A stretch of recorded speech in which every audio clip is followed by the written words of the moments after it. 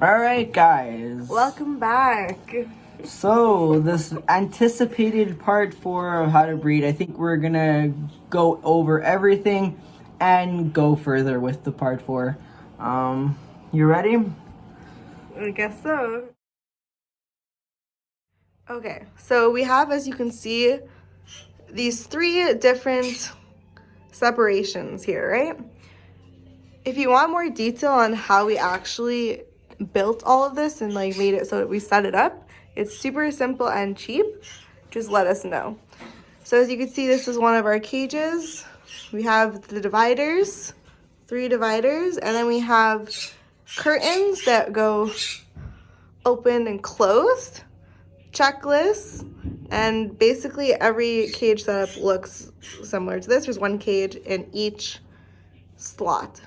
Okay, so now that you guys saw that, right? Yeah, now that you guys saw this, we're gonna go over charts. So This is to help for the organization. I'm just gonna let him stay there. Alright, so apart from flying birds, we start our breeding with charts. Now, we just recently figured this out because we noticed that we don't know when our birds are going in and when they're not, or like what's their schedule like. So this chart basically, This is like the first version of it. We're still gonna probably change so much about it, and when the papers run out, we'll probably edit it. so each paper has different information that's here. We'll insert a picture of it, like for a short minute. You can pause and just like scan it over it so you can know what we're talking about. What we do is we have on our checklist a morning, mid, and evening check. So if you're coming into the animal room in the morning, so whoever comes in the room throughout the day basically would check mark. Either it's in the morning, midday, or night.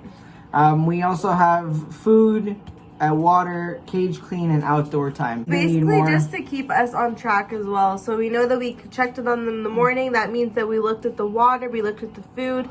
We know that everything's good, and we looked at them. They're good. Check. You know. And then the water and the food, that means they got their chop, they got their pellets, and the water was changed at least once today. And then the cage tray, does it need to be done? Did you do it? Or is it just good? And then outside time, that's not necessarily when breeding's happening. That's for the future more than anything. And then what we have at the bottom is the nest tray. A nest check, sorry. Check, yeah. So basically, now that we're breeding, it's the best way to keep a checklist. And usually when we say nest check, it means whoever's in at the time we do check. It's just for us to notice their patterns and to see like how close they are to their nesting period, or are they going in it more often. Yeah, but like let's say we can keep record of this. We can look back at it and be like, okay, so let's compare our results. So it's just going to keep us organized and to make sure that we can give our clients the best timing possible for them not to be waiting for however long. Yeah. Because if we're not calculating, we don't know, and we can't give the right answers to the right people. So that's part 1 of the organizing. Next, we're going to talk about the blinds. Okay, so we're going to show you why we have done this setup. We have put dividers in. These dividers help with the bird's concentration. So all our birds are concentrated on the task at hand. They are in their sections. It's super quiet now, as you can tell, because they don't really see each other, which lowers the noise level in the room to a minimum, basically. So this is one of the good reasons why we've had dividers. So as we were talking about previously, we were talking about organization. So because we noticed that there was a flaw in it, and it was because we couldn't really be so accurate with the times of who was in the nest when.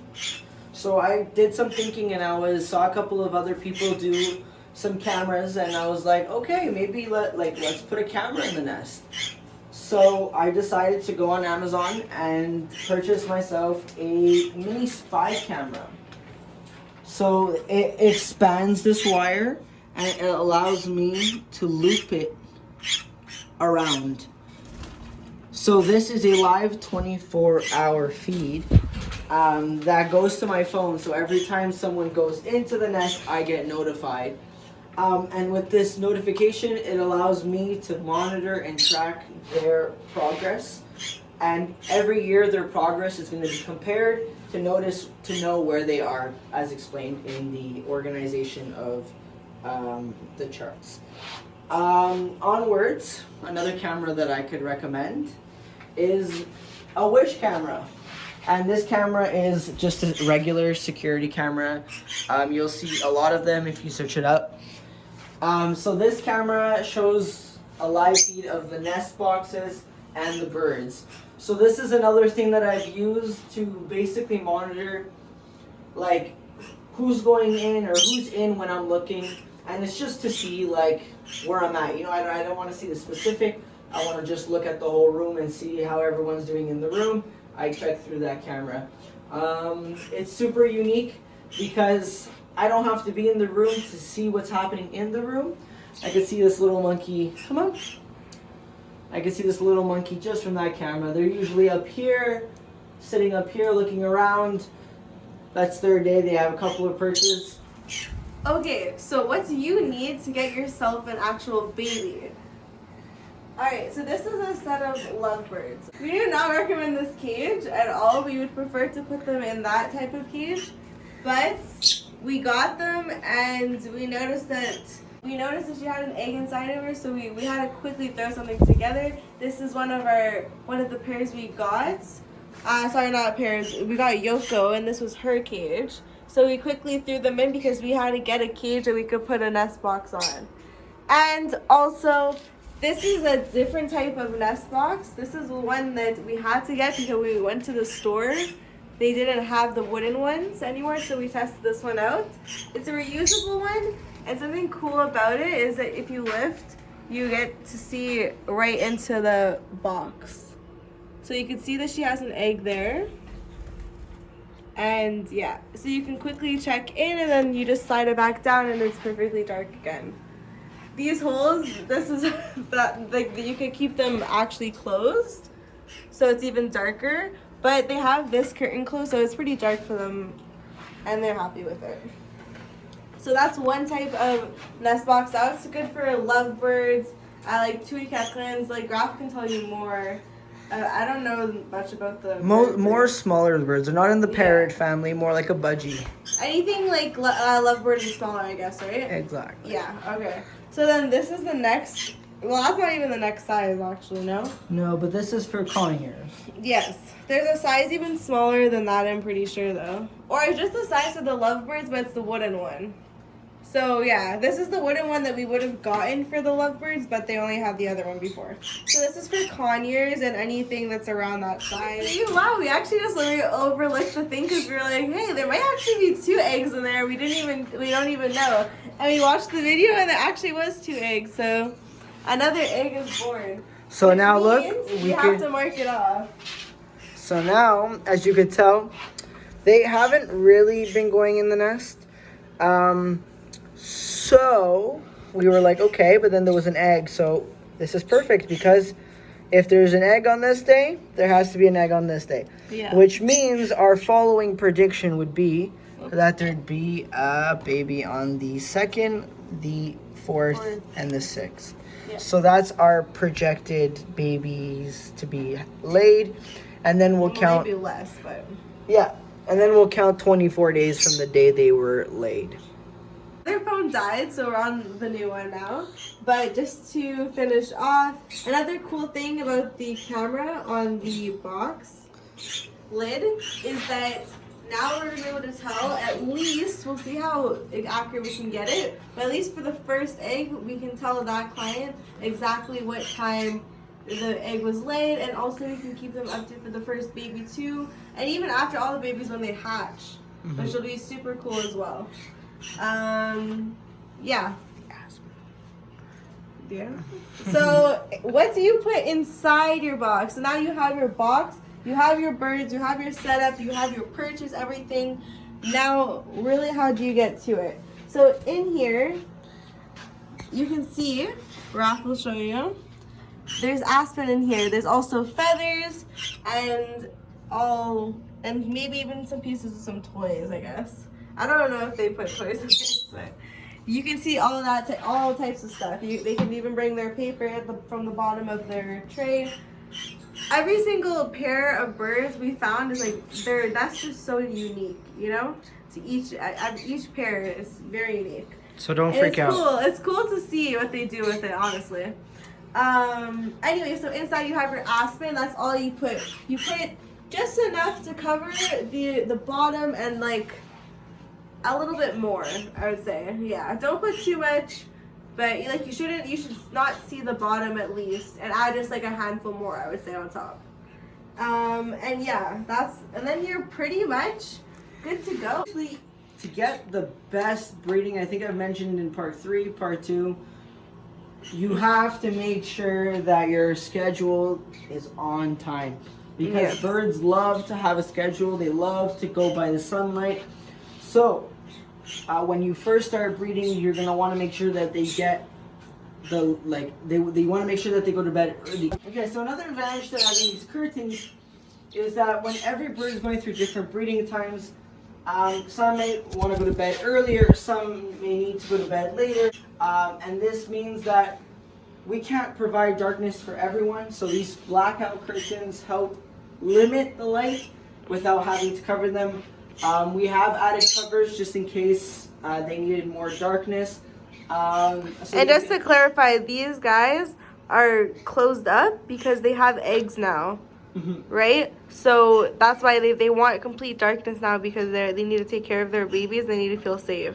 So that's because they're super stressed out. So that's why we do Same with that pair. They have eggs too, so most of the time this is always shut. Yeah. So these guys are in their last week of daytime. So basically what this means is like they go to bed. They should be going to bed at 11 o'clock. So the most daylight should come in throughout the day. They should have complete, they should see everyone. They should be interactive. Just because by 11 o'clock they naturally want to go into the box, and that's what you want. By putting it later, you want them to go in, and that encouraging them to be in the box.